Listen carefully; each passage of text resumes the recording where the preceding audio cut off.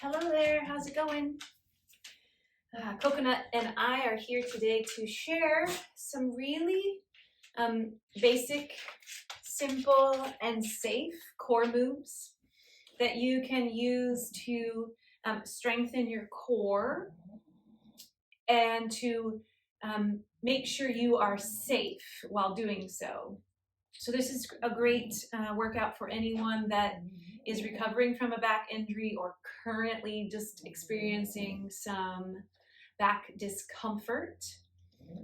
If you are in that category, as always, please listen to your body as we move. If something does not feel safe or loving, discontinue and do not do that one for now. You can revisit it in the future to see if maybe it was just that day or if maybe that move is just not for you. So what we're trying to do is we're trying to strengthen the front, the sides, and the back muscles that wrap around our spine.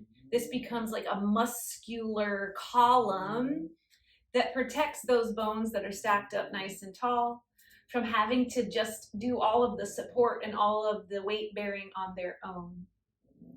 So we are going to start in a tabletop, hands and knees. And we're going to just do a little flow here to warm up through the spine, but also to kind of connect to the shape of the spine. So what we're going to do is very gently drop your belly, take a breath in and open your heart. Just start small, and then we're going to slowly round it out. And you're just kind of exploring what feels good. Can you go a little deeper as we flow back and forth? The goal is to move with lots of intention and move very slowly so that you can feel if your spine is saying, yes, that feels good, do more, or maybe not today. So take a few more breaths here to flow up and down in cat-cow.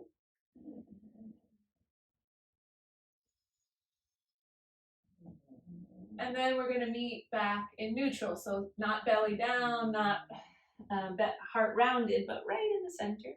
Now shift your hips side to side and we'll get a little lateral bending of the spine.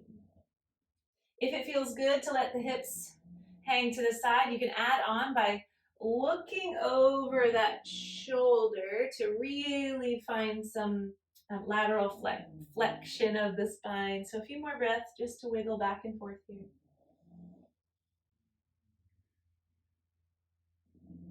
All right, we're going to find neutral spine.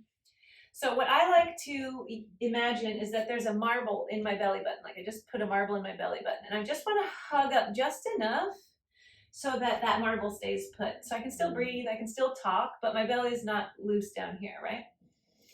What we're going to do is bird dog first. So what you're going to do is lift a foot behind, try to spin your toes so they point down to the earth. And then you're going to walk your opposite hand forward. Walk those fingers out. They can stay on the earth or they can float. And we're just going to do some big breaths trying to keep that marble pulled up. Again, not letting it droop down. We don't want the back to kink itself, right? We want to stay nice and tall and long. So stay here, or if you want more, we're going to take a big breath in. And then pull elbow to knee underneath a little crunch, but move slow. Good. Inhale long. Exhale, squeeze. 3 more like that, or just keep holding.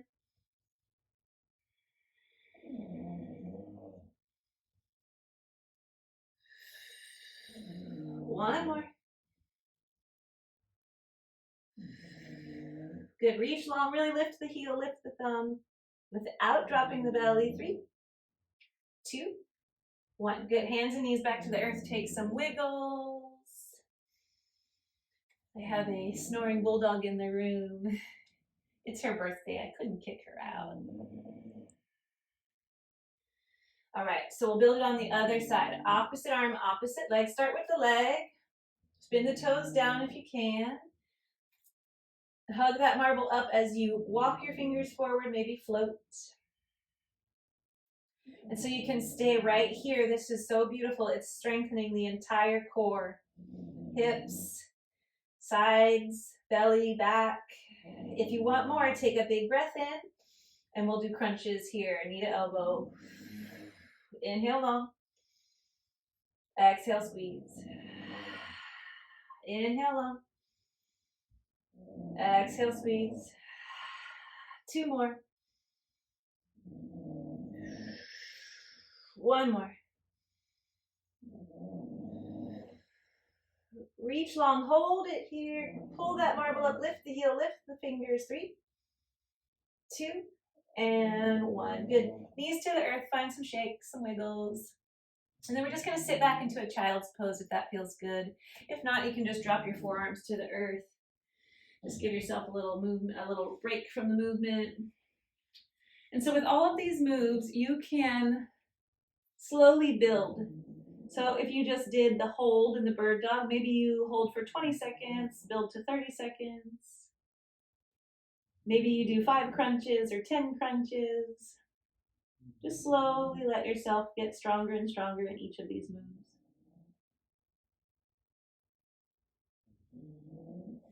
All right, we're going to come to your back.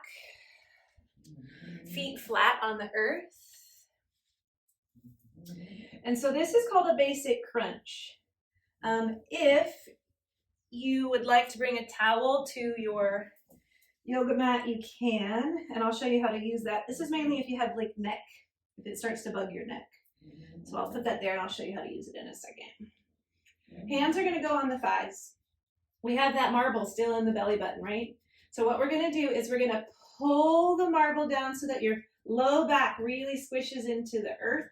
And as you do that, you're going to feel your hands start to slide up towards your knees and then release. I like to inhale at the bottom. Exhale, reach as you slide and pull that marble down. Inhale, release. Exhale, crunch. A few more breaths. Thank you, Coco. That was a good big breath.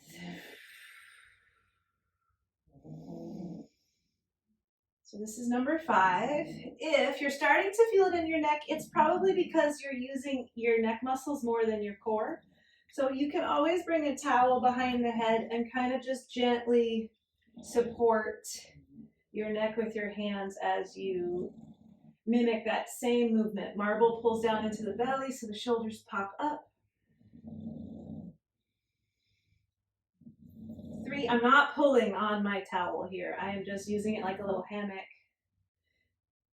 2, really squeeze, make that belly shake at the top. 1 more. And release. At the bottom, take your arms wide, shake your head side to side. So again, if you're feeling it in the neck, you have to strengthen some of these neck muscles too, but keep committing to pressing through the belly and not pulling with your chin forward. All right, so we're gonna do the same thing, but we're gonna alternate sides. So stack your hands right on top. We're gonna put them on one thigh. As you pull your marble down, you're gonna reach up, slide to the left knee, release, and then switch sides. So I am just focusing on pressing my low back down in order to get my shoulders to pop up. Not pulling with my hands. Not cranking through the neck.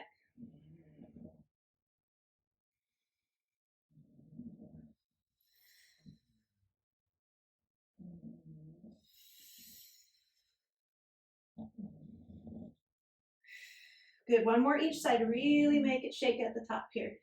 Hi-ya. Hi-ya. Good, really shake the head, arms go wide. Again, we're just doing 10 of each here, but you can build and do multiple sets or build up to doing 20 or so. All right, let's give the neck a rest while we work on the low abs. So we just worked on the upper, and we did a little bit of rotation. So we're going to bring our feet like we fell over in our chair. Now, we don't want the back to be arched up off the ground. We want to pull our marble down so our low back, the tag in our pants, really squishes to the earth. I like to put my hands out to the side like I'm bracing the shape. And now we have 2 options. You can drop 1 foot down to the earth, keep the knees bent here. It doesn't have to touch the earth, just towards the earth. and then back up, and then switch. So what you're trying to do is resist the low back from coming off the earth at all as you drop your heels. So if this is a little light and you would like a little more, you can do it by dropping both feet together, but you're probably not going to go as far. Woo, starting to shake. So find a rhythm, find a version that feels good. Smaller movements are going to be better. If you start to feel it pulling on your low back, you're probably dropping your feet too much and your low back is having to hang on instead of your core doing the work. So I'm going to do 3 more. 3, 2, and 1. Good. Hug both knees into your heart. If you'd like, you can do one knee at a time. This is also a great stretch if that low back is bugging you a little bit.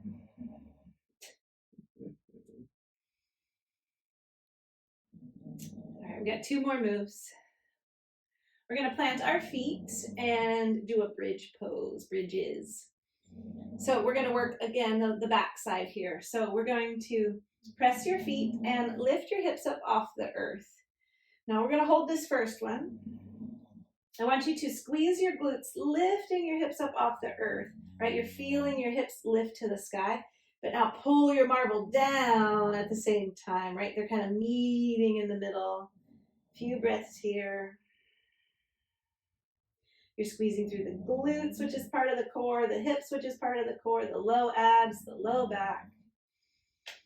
So you can practice just holding this. If there's discomfort, you can put a pillow or a block between your knees and hug in to make sure it feels safe. Either keep holding or we're going to pulse. So drop your hips, barely tap them to the earth, and then back up. Squeeze the glutes, pull the marble down. Good. Flow wherever you would like to flow, breathing big.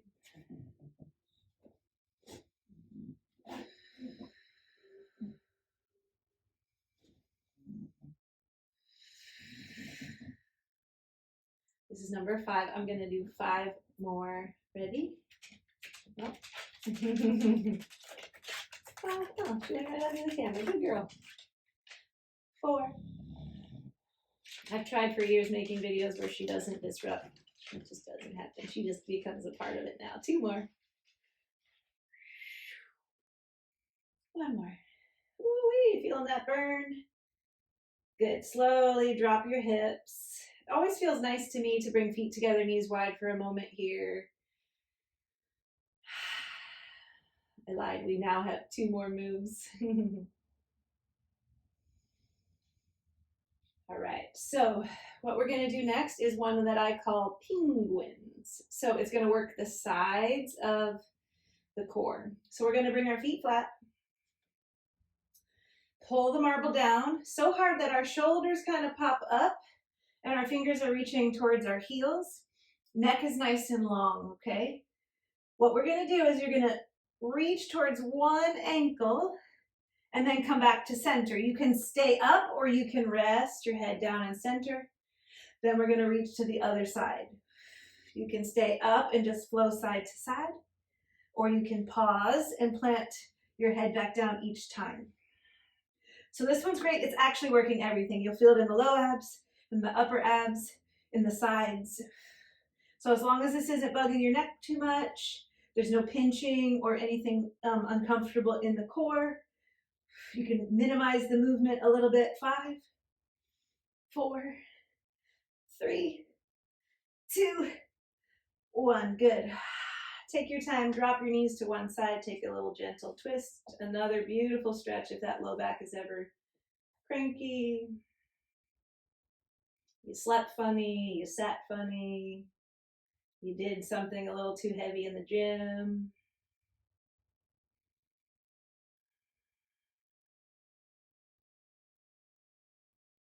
And then very slowly try the other side. Just drop the knees over. You can always keep the feet flat and drop the knees or let them float. Different shapes, different feelings.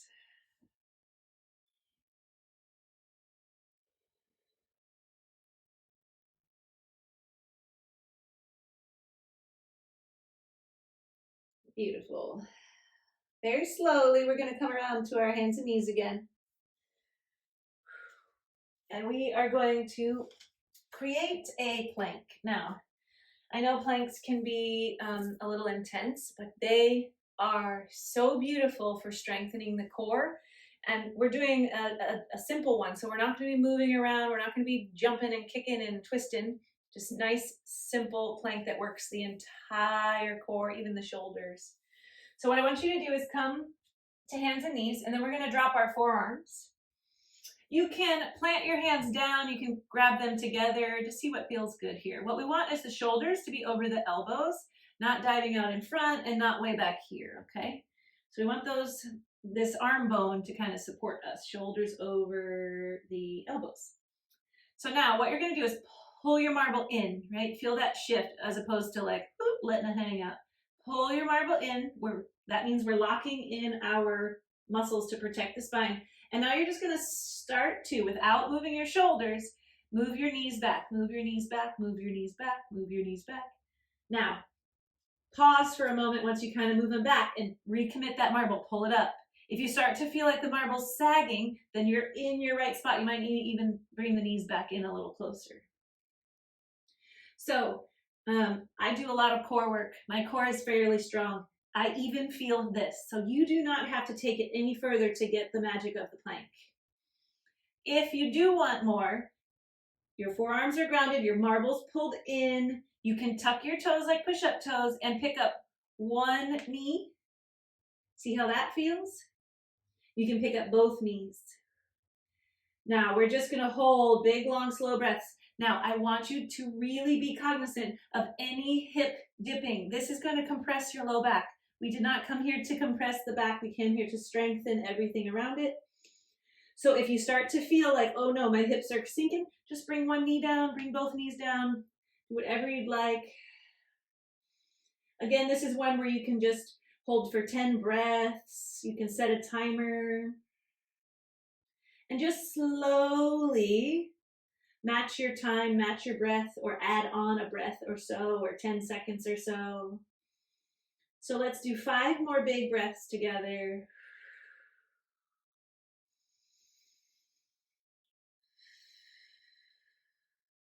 3. Keep pulling that marble up. 2. And 1. All right, I'm going to give 2 options for a counter stretch here. You can slowly bring your hips down to the earth. This is called Sphinx pose. You might want to widen your knees or widen your elbows, walk them around a little bit so that it feels safe. If this does not feel good, slowly just press yourself back to tabletop and then child's pose. So choose a counter pose here for a few breaths.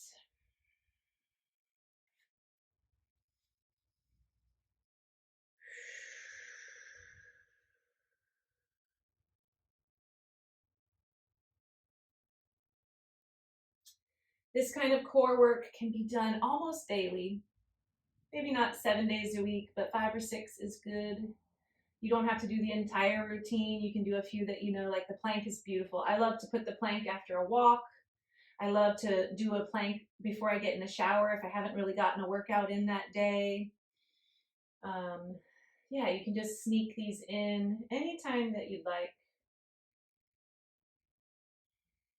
And these stretches are also helpful to kind of keep that freedom in the back and the spine. So if you're in Sphinx pose with me, let your heart melt down. We'll press through tabletop. I always like a child's pose just to counter that openness of the hips and the heart.